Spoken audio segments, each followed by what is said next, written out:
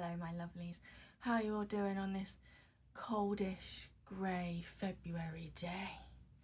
Well my spooky crew, it is nearly love day and have I got something for you.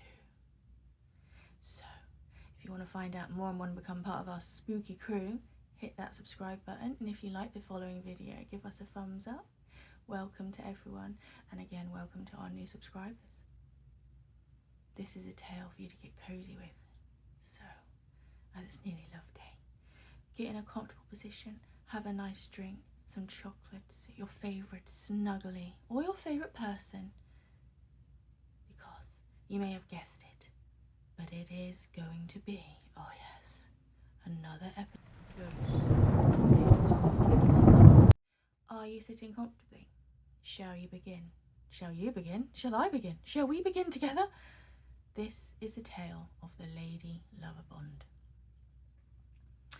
Now, our tale starts, as most do, with lovers and jealousy, with revenge and death. February 13th, 1748. The three-mast schooner, known as the Lady Lovibond, had left port on a leisurely sail along the Thames, going near Kent, with a few stops along the way, and eventually going to Oporto, Portugal. Now, this trip was going to be extra special because the captain, Simon Reed, had just gotten married to his beautiful bride, Annette, and they had decided to come on the ship and make this journey like a sort of honeymoon as well, so they could really enjoy it, and maybe once they docked at Portugal they might have had a bit of spare time, and yeah, they were going to have a really nice time. And some say that as well as bringing Annette, his bride, on board, some say that the mother-in-law was there as well, some even say the bridal party, but which is quite weird, as they were still very adamantly into the whole women are bad luck on ships thing. But you know, the guy just got married, he was happy, it was going to be great, you know, he's in love, it's a great day.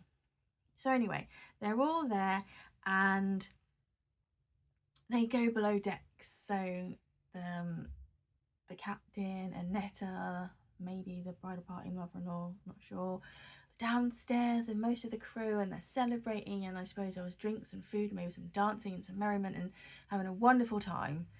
And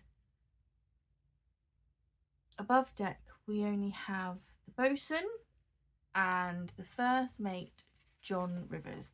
Now, John Rivers had actually been Simon's best man at the wedding,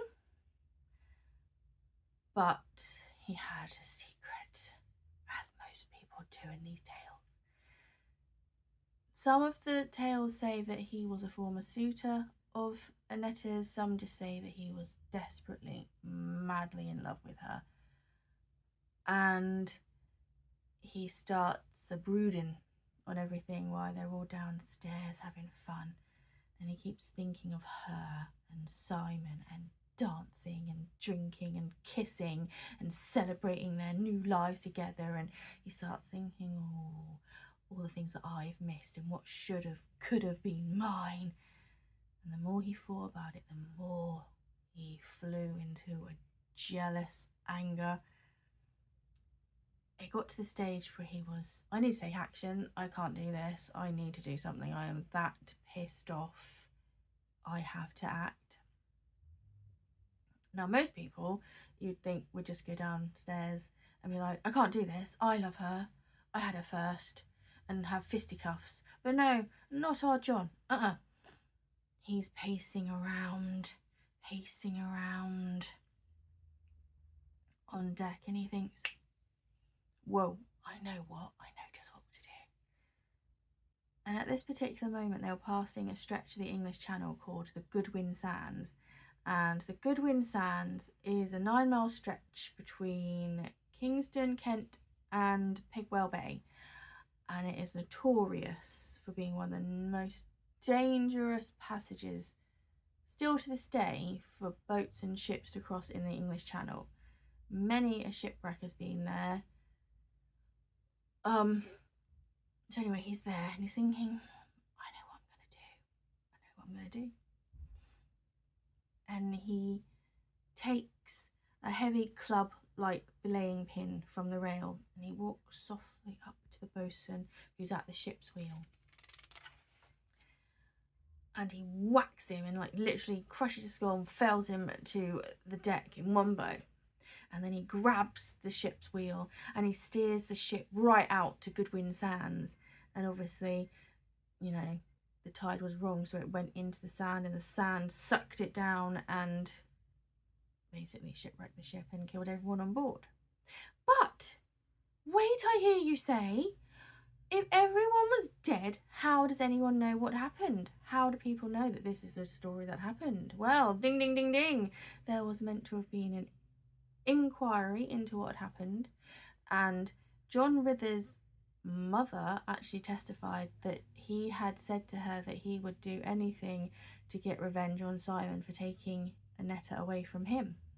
So that, coupled with the fact that it was a clear storm-free night when they were sailing, it was ruled as a misadventure. Now, every 50 years henceforth, the Lady Lovibond has been cursed to reappear, to reenact those fatal final moments. It was first sighted in 1798 by Captain Westlake of the Eden Bridge, who nearly collided with it. And by very skillful manoeuvring, this captain was really good. He managed to avoid it. But he said that he had a really spooky feeling when he passed the schooner because no one on board or anything seemed worried about nearly having an accident or anything like that. And all you could hear was joyful merriment and like sounds of a celebration and a party coming from inside. In 1848, the Lady Lovibond was again spotted by crewmen ashore at Deal, and they saw her, but as the ship wrecked her, and so they went, oh my god, there's a ship over there in trouble, we need to send out rescue parties and do what we can to help them. And they got some lifeboats out and rowed out to them, but as soon as the rescue party got to it, she just faded into thin air. Some of the sightings as well say that she looks basically like you'd imagine you're passing by like a schooner, except she gives off this faint, spooky, eerie green glow. Now, as always with a lot of these tales as well, there's always the, is it true? Did this happen? We don't know. Most of the ghost stories, there has been sightings and corroborations and everything, but this one could just be a little tale for you to snuggle with for Halloween. Oh my god, I'm jumping so far into the future. Valentine's Day, because, but again, I'll leave this up to you to decide whether you think it's true or not, or if it's just a nice spooky story. George Behe and Michael Goss, authors of Lost at Sea, Ghost Ships and Other Mysteries, have said that they believe that the Lady Lovibond doesn't exist and that she was just created by a journalist in the Daily Chronicle in 1924 as a spooky tale for Valentine's Day. Now, whether she's just a legend or a spooky tale or something that happened and that's why she's in people's minds, it's up to you. It could just be a very cool spooky story. And usually I like to have real tales on here, as we all know, but I thought this was quite a cool legendary ghost ship story. So enjoy those chocolates, enjoy some self-love or time with your partners or your friends or your girl pals, your boy pals or your family. Have a great time. Thank you for watching. Snuggle each other closer. You can't be good. Be careful. And as always, my darlings, thumbs up, subscription, ding-a-lings, all that jazz. Come back and see me for more spooky things.